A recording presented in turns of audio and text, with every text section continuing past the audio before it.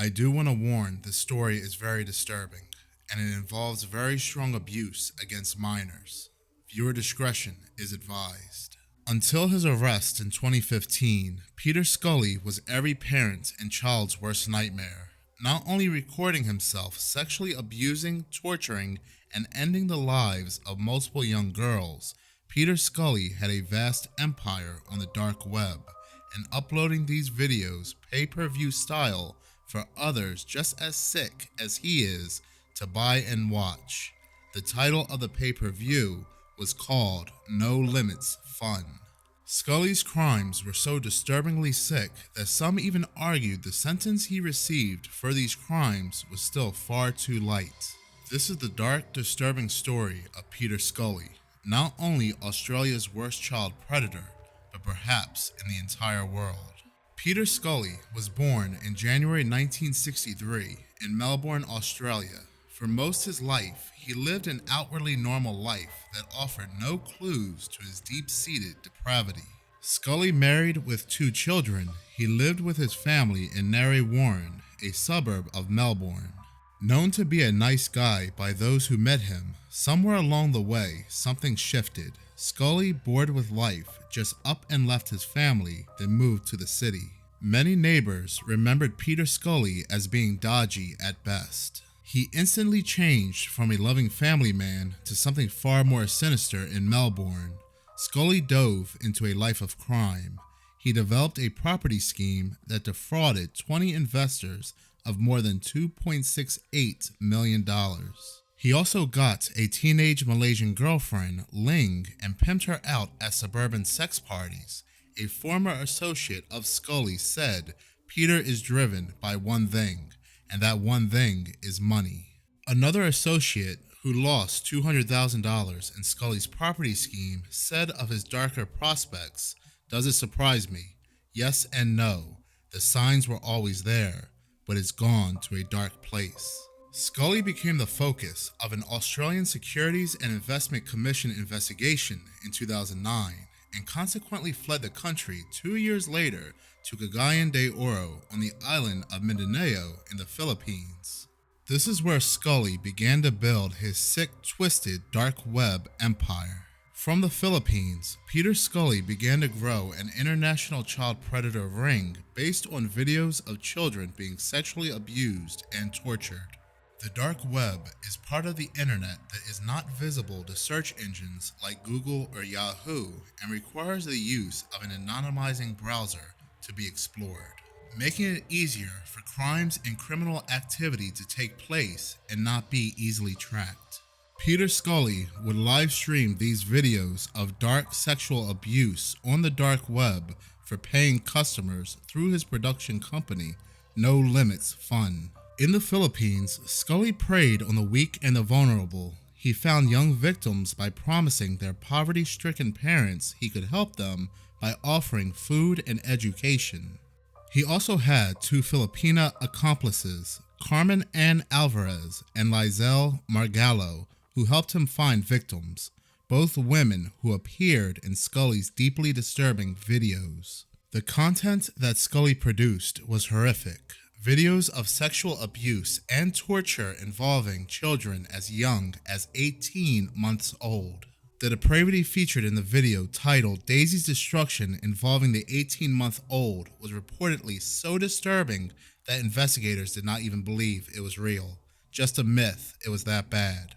Unfortunately, it was all too real and ended up being ignored by law enforcement.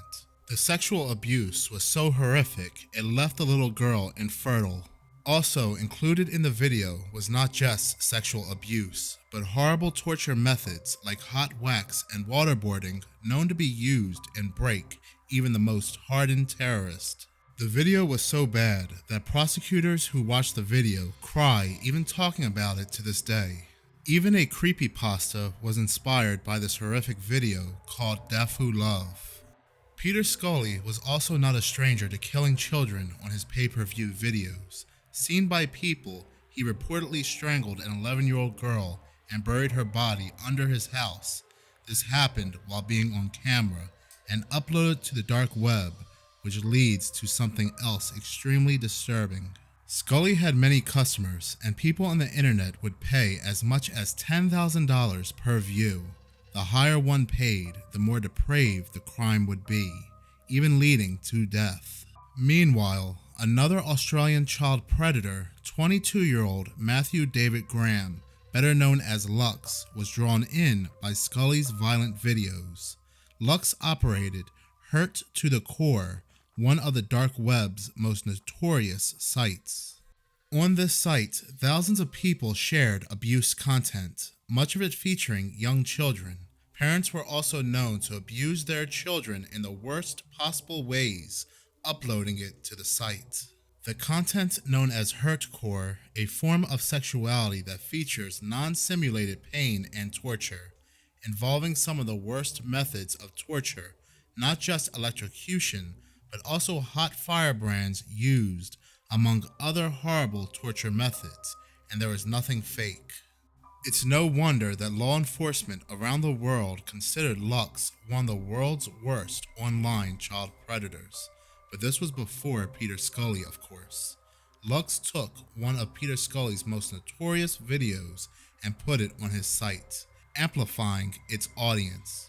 Skully was so sick that even though Lux, considered the worst by investigators, was actually inspired by Skully.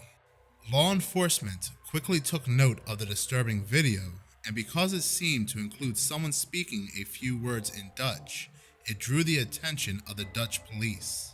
Although it was determined that the person in the video was not speaking Dutch and simply had a strong Australian accent, the Dutch police had collected so much evidence against this person that they remained on the case until Skully's arrest in 2015, turning the case against him into an international one. All international barriers disappeared, and everyone was focused on getting everyone responsible for these videos behind bars. The investigation to catch Skully had been difficult. It was like looking for a needle in a haystack. Digitally, Skully hid himself very well, but investigators were still able to put together tiny pieces of a puzzle, which eventually led to the suspect. By the time Peter Skully was arrested in February 2015, Lux, who was the operator of the disgusting website, was also arrested and described by a judge as pure evil, was only sentenced to 15 years for his horrible crime. Internet investigators were able to track down Skully. A raid was conducted on his home in the Philippines, where Skully was captured and arrested. Thousands upon thousands of evidence was collected by law enforcement to incriminate Skully, but a suspicious fire complicated efforts to convict him. In 2015, a fire ripped through an evidence room that contained Skully's films.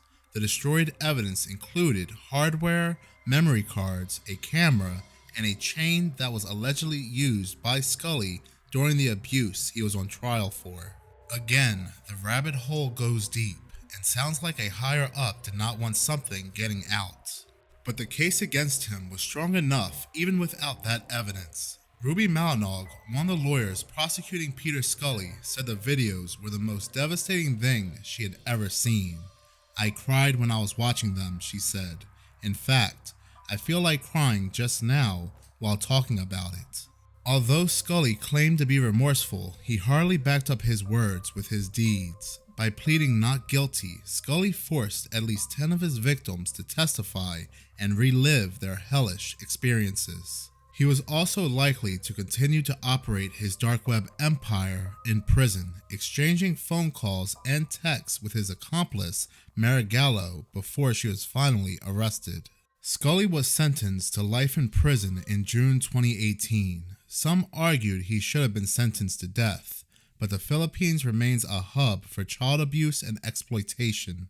So what was your reaction when you were arrested? Did you feel as pathetic as you looked? Thank you. I didn't think about that. You told me earlier that you weren't a pedophile in Australia. Is that true? No victims in Australia? Of course not. What about your own children? No way. Oh, that shocks you, does it?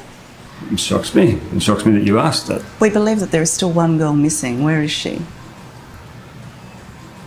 From now on, my answer will be everything will be in the journal. So you can keep asking questions, but that would be my answer. Detective Superintendent Paul Hopkins, who worked on the Skully case, describes the network of child abuse there as monstrous. As it turns out, Peter Skully was just one head of a repulsive hydra.